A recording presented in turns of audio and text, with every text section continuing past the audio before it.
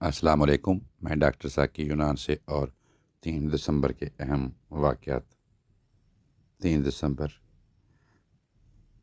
1992 سے اقوام متحدہ کی جنرل اسمبلی میں قرارداد 47/3 کے تحت معذور افراد کا عالمی دن منایا جاتا ہے، جو آج منایا جا رہا ہے۔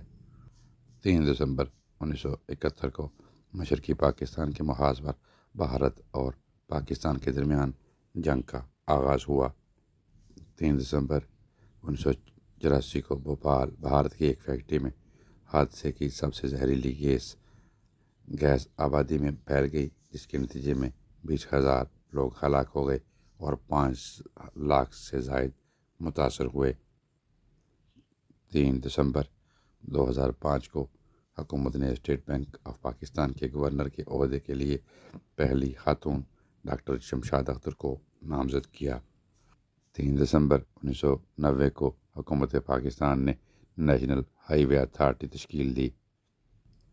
3 دسمبر 1967 کو ہندوستان کا پہلا راکٹ روہنی RH-75 ٹھگوا سے لانچ کیا گیا۔ 3 دسمبر 1971 کو ہندوستان اور پاکستان کے درمیان جنگ ہونے کے بعد دونوں ممالک میں ایمرجنسی نافذ کر دی گئی۔